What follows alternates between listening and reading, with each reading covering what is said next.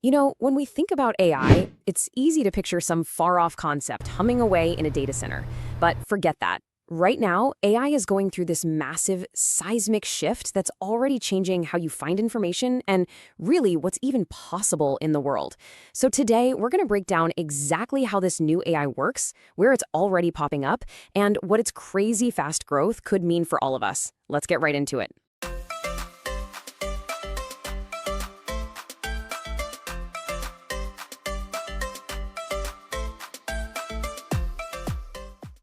All right, so the first place this is hitting and hitting hard is somewhere we all go literally every single day. The search bar. Yeah, that simple act of just looking for something is being completely torn down and rebuilt from the ground up.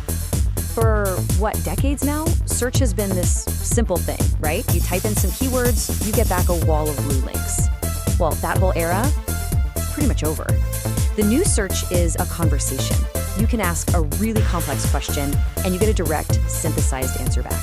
The big thing to get here is that we're shifting from being our own detectives, sifting through links, to having a real dialogue with information itself. And look, this isn't some what-if scenario for the future. It's happening right now. A recent Resolve survey found something that is honestly stunning. A majority of Gen Z, we're talking 53%, are now going to places like TikTok and Reddit for answers before they even think about a traditional search engine. The whole foundation of how we find stuff is cracking and shifting under our feet. So that just begs the question, right? If we're moving past just matching words on a page, what's the new engine that's actually powering all this? What can understand what we mean, not just what we type? Okay, let's get into that. We're going to pull back the curtain on the core tech making all of this possible. And it all starts with a completely new way for AI to make sense of the world. It all comes down to this thing called vector embeddings. Think of it like this. An old library organized books alphabetically by title. A new library, using this stuff, organizes books by the ideas inside them. It's kind of wild. It does this by turning every piece of data, a word, an image, a sound, into a string of numbers, giving it coordinates on a giant meaning map.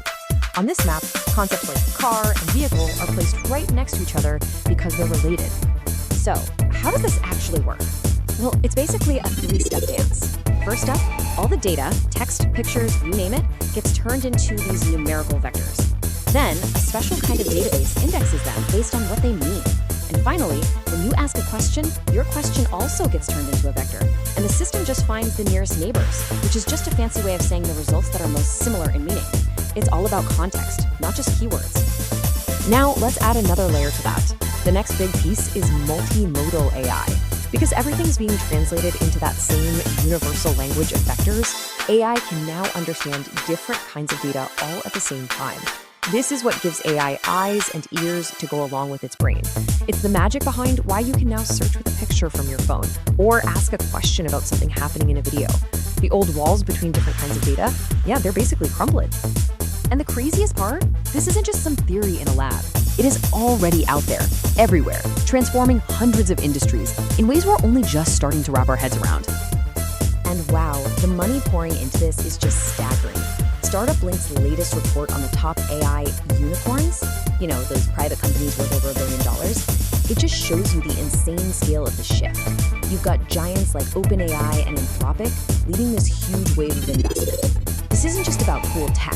It's a signal that the global economy is being fundamentally reshaped as we speak. Okay, let's look at some real-world examples. Take UPS.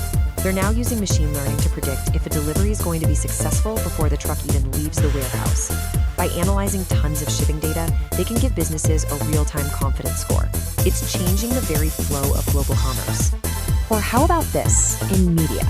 Formula E can now take a full 2-hour race commentary and have an AI instantly whip up a tight 2-minute podcast.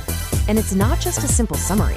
It's smart enough to weave in relevant driver stats and storylines from the whole season, all automatically. It's creating brand new content out of thin air. And here's that multimodal thing we talked about in action. The marketplace Tradera is using an AI that can literally look at a photo of something you want to sell, and from that picture alone, it writes the title, the description, everything. It's cutting the time it takes for a user to sell something in half. Just like that. Okay, so if that's what AI is doing today, it really makes you wonder, right? Where is all of this accelerating technology headed next? To dig into that, we're going to look at a pretty fascinating and, frankly, kind of chilling thought experiment that tries to map out the next few years.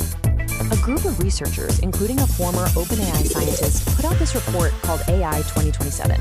Now, it's not a crystal ball, but as Yoshua Bengio, one of the godfathers of AI, puts it, it's a tool to help us notice important questions. It basically games out one very plausible and very fast path for AI development.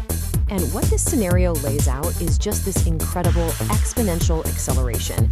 It starts in mid-2025 with an AI that just helps out researchers, but within 2 years, the scenario has it progressing to an agent that triples the pace of research, then one that becomes a superhuman coder, and finally you get to a system that makes a year's worth of progress every single week. I mean, just think about that. The time between these massive leaps just collapses. But, with that kind of power comes, well, new dangers. The scenario points out a really unsettling finding about that second AI, Agent 2. The researchers figured that if it somehow got out of the lab, it could potentially survive and replicate all on its own by hacking the servers and making copies of itself. That really raises the stakes for AI safety, doesn't it? And you know what? That futuristic risk, it's tied directly to a problem we're dealing with right now. AI hallucinations. You've probably seen this. It's when an AI just makes stuff up, right? It says something totally incorrect or nonsensical because it doesn't have any real-world grounding. The core challenge of keeping AI tied to reality and human goals, it's already here. Which brings us to the final, and honestly, the most critical part of this whole thing. As these systems get more and more powerful, the single biggest challenge becomes one of control, of alignment. So how do we actually steer this future? The AI 2027 scenario just lays this out perfectly. See, it describes the earlier AI, Agent 2, as being mostly aligned with what we want.